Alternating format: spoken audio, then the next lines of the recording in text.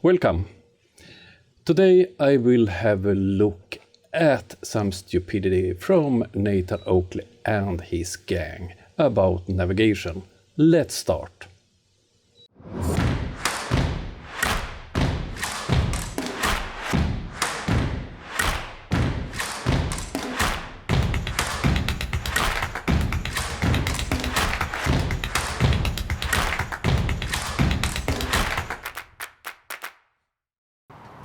First of all, I want to thank all my patrons, members, donors and subscribers. All of you are important for me. Thank you very much.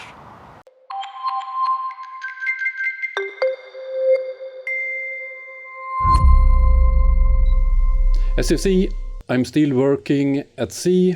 At the moment I'm out preparing for some recordings we will do this weekend. It will be free boats and some high speeds and so on. So I'm out looking so we can make it safe, checking depth where we can go with the boats and so on.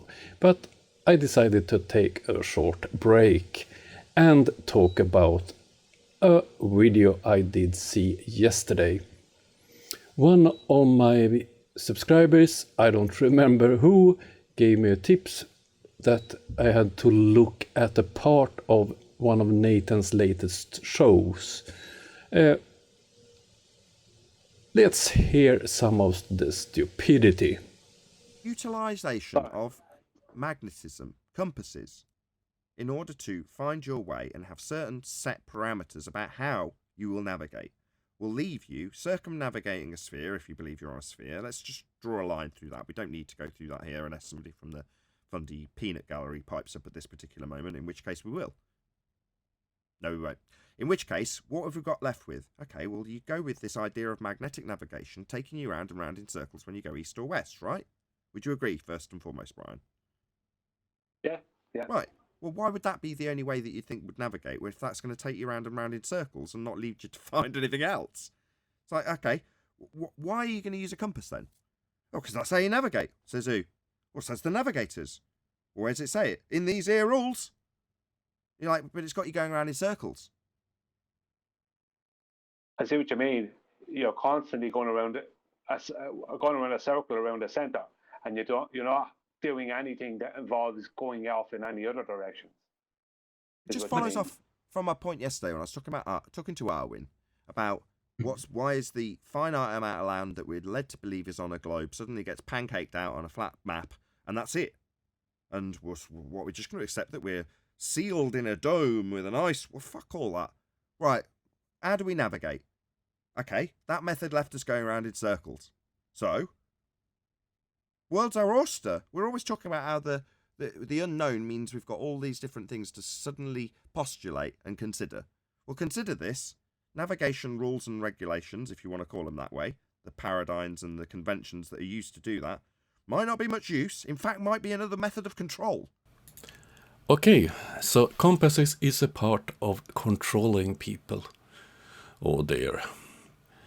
Obviously, Nathan and his friends don't understand compasses at all. And another thing, compasses is not the only thing you use in boats when you navigate today. I will talk about that later in this video. Let's move on with this stupidity. Why can't we just abandon the magnetics and basically go for pure celestial navigation, right? The celestial orientations are consistent, right? Check it out. So the stars are not linked to magnetism then? You're certain of that? You've proven that, have you, Arwijn? Are Arwijn and Nathan for real? Stop using the compass and look at the stars instead. Arwijn don't see the big problem with that one. I think he's never seen clouds. Oh dear, what stupidity. And Nathan thinks that stars can be controlled by the magnetic field. Oh, let's go back to reality. Out here in the boat, I will take the opportunity to talk about the navigation systems on a boat. This is a small boat, this one is 25 feet long, but it's equipped the same way as a big commercial vessel or a military vessel.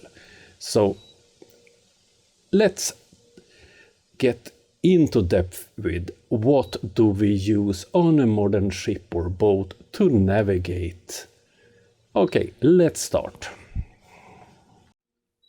Okay, what you see here is the map I'm using, or I think it's called sea chart in English. Perhaps someone can correct me on that one.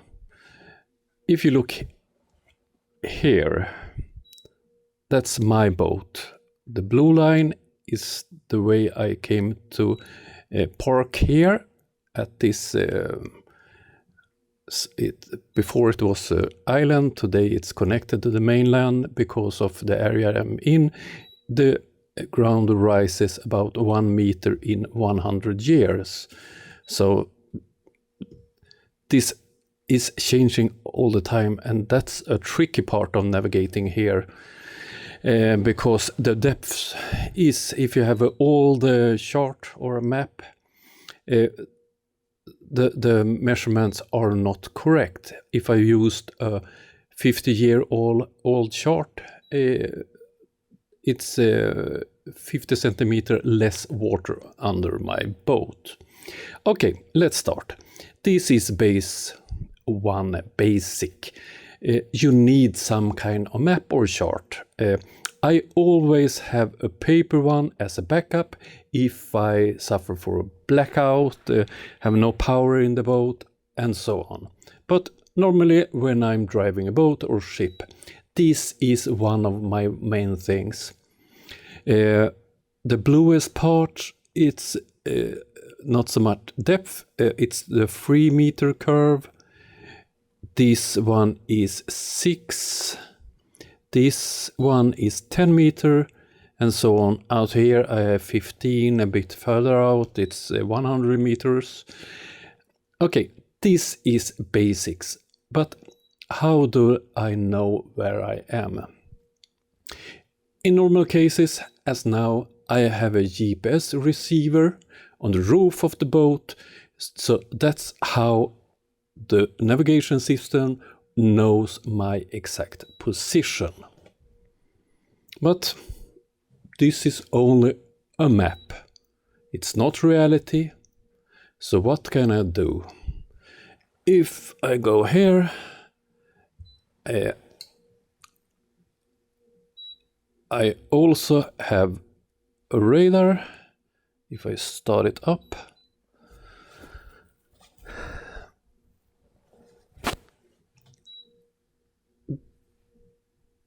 this is not so easy to understand if you're not trained in it. But and if you look here, it's the AIS, it's the satellite-based system where you can see other ships. They are transmitting and I'm receiving. So here I have a ferry, Embla is the name. It's makes no speed. It tells me how far away it is, and so on. This is the other ferry, Nora is the name, and so on. So this is one of my main tools when I navigate. But today, modern systems, you can do this. If you go back and take the plotter, and I do it this way, layer, and I choose radar. Then it's more easy to understand. You see here, it's not exact as the map, but this is the reflection. The main thing for the radar is to see other ships. Before I took out the camera, a boat came in front of me, and I took two pictures of it. And if you look at this picture, this arrow-shaped thing, this is from the ISS, and you see it's red over it. So the radar and the ISS positioned the boat on the exact same place. Okay, so this is the two main tools I use, or three main tools: the GPS, the chart, and the radar. With this, I can navigate in darkness and so on. Another tool that I use if you're at shallow waters is the sonar. And if you're not familiar with the sonar, here it tells me I have 2.4 meters under my boat. The temperature of the water is 9.9 degrees Celsius. And to read and understand this, it goes from right to left. So this is, you can call it, this is time. Further at the right is now, and then it goes away. So as I'm passing, now I'm still, and with this one, this is disturbances. I see, but I can see fishes, I can see other things. But this is also a very important tool, because you can't trust the charts. No one have measured all the measurements around our coast. So if you are going into a shore and so on that you don't know, this is a life-saving tool. Okay, so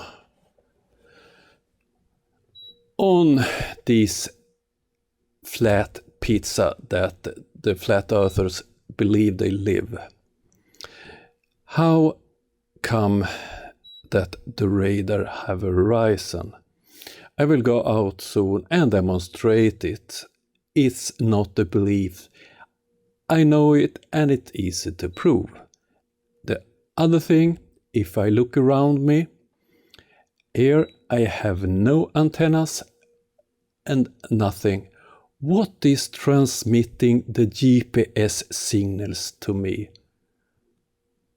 Make no sense if you don't have space, if you don't have satellites.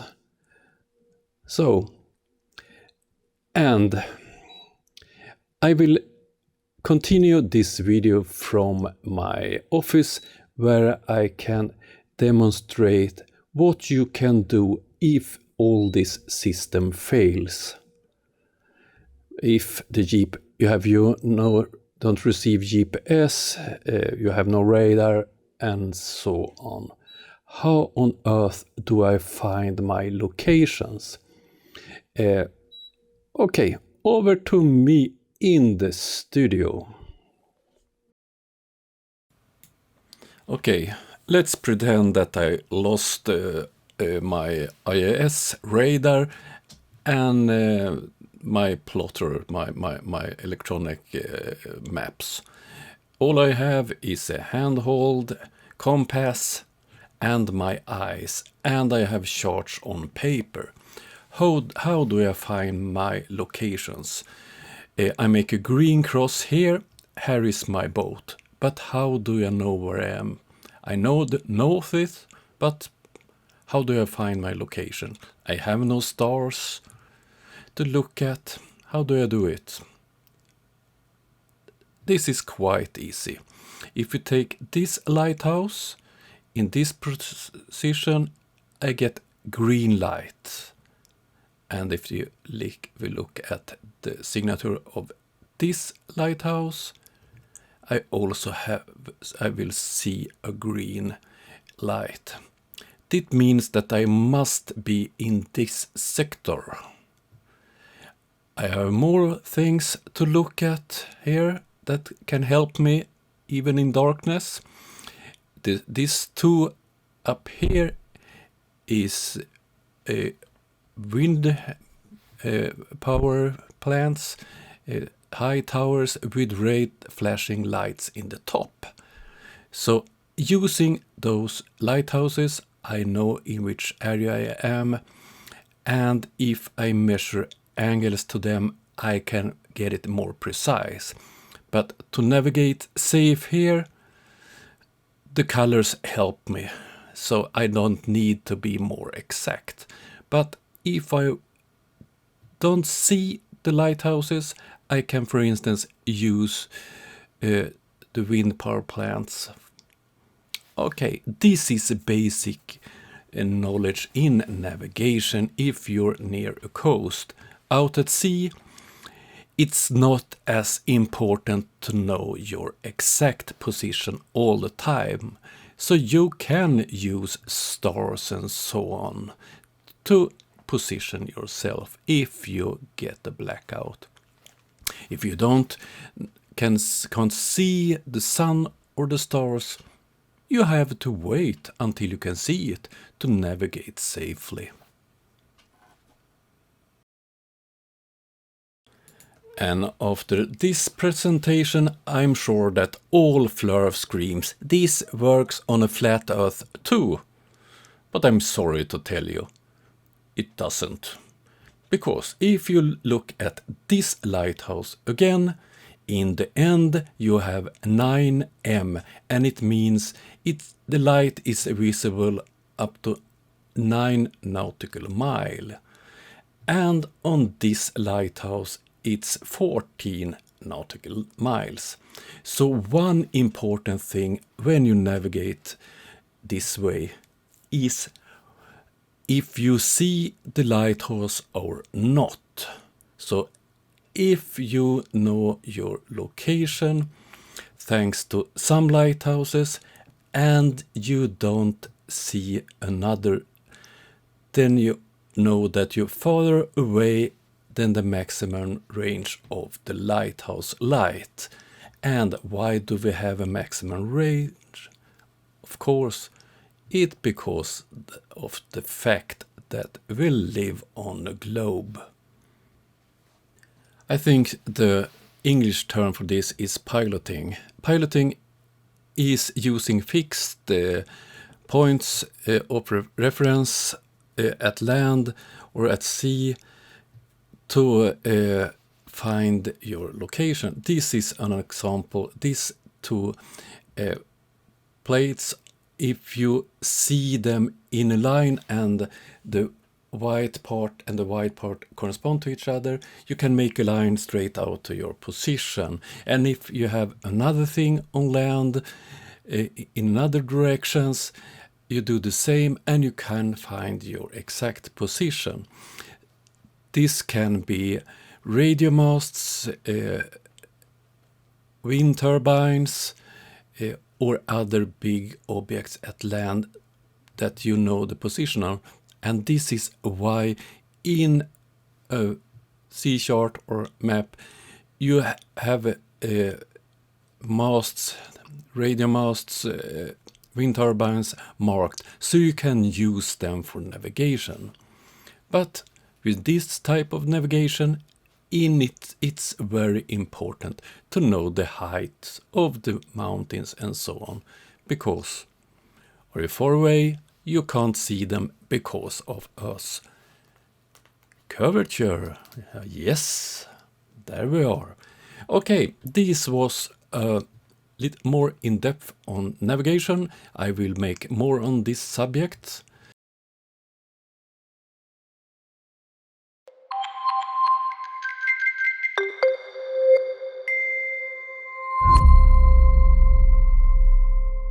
This is the boat I used when I recorded this video. It's 25 feet long. And these two are the other two boats we're using in this production. They are both 27 feet long. I hope you liked the video. Hit the like, subscribe, become a member. See you next time. I'm back, I think, after the weekend. Have a nice weekend all. Bye.